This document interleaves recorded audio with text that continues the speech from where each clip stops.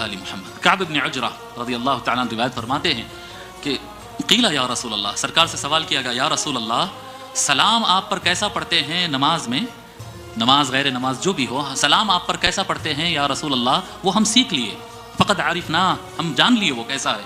فکیف الصلاۃ، یا رسول اللہ آپ پر درود کس طرح سے بھیجتے ہیں؟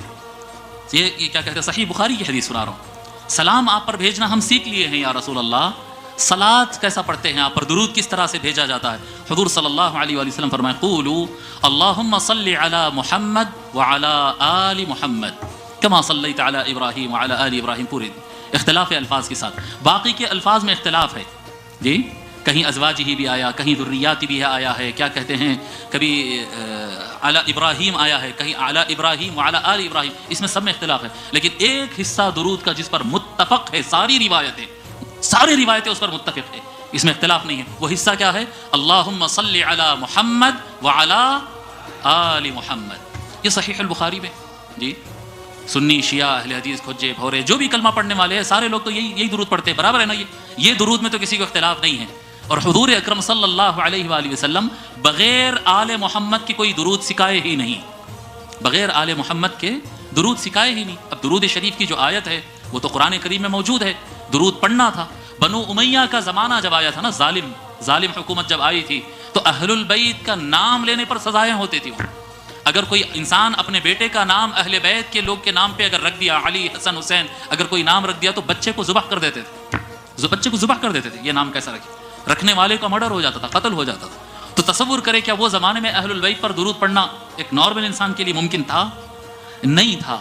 اس وجہ سے صلی اللہ علیہ وسلم کا رواج چل گیا، وہ آلہ کا لفظ چھوٹ گیا، وہ زمانے میں نہیں پڑھ سکتے تھے، زندہ رہنا ہے تو پڑھنے والے پڑھے، وہ حالت میں بھی پڑھے، مالک الاشتر پڑھنے والوں میں سے تھے، میثم التمار پڑھنے والوں میں سے تھے، قیس بن سعد پڑھنے والوں میں سے تھے، وہ زمانے میں بھی تھے پڑھنے والے، حجر بن عدی پڑھنے والوں میں سے تھے۔ ہاں آل محمد پر درود پڑھتے گئے، اپنے جانوں کے نذرانے دیتے گئے، مگر جن کے اندر ہمت نہیں تھی وہ ٹھہر گئے، رک گئے جی، اور انہوں نے پھر درود تو پڑھنا ہے، جب کہا جائے گا کہ بھئی مجلس میں درود پڑھو تو کیا پڑھیں گے؟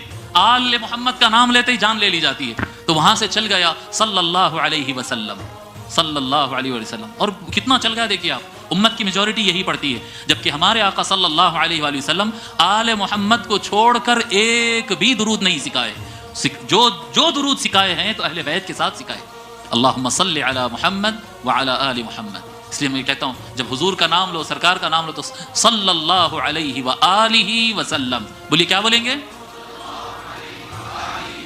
الحمدللہ۔ اور مجھ کو یقین ہے کہ ہمارے بچے تو دوسرا نہیں پڑھتے، ہمارے بچے تو اہل بیت کا نام چھوڑ کر کبھی درود نہیں پڑھتے، کہیں پر بھی نہیں پڑھتے، الحمدللہ۔ جب پڑھے، جہاں پر پڑھے، جمعہ کے بعد پڑھے، نماز کے اندر پڑھے، نماز کے بعد پڑھے، جلسے میں پڑھے، جہاں پر پڑھتے ہیں تو ہم الحمدللہ جیسا سرکار سکھائے ہے نبی اور آل نبی پر ملا کر درود بھیجتے ہیں، برابر ہے نا اسے، الحمدللہ۔ اللہ تعالیٰ کا فضل و کرم۔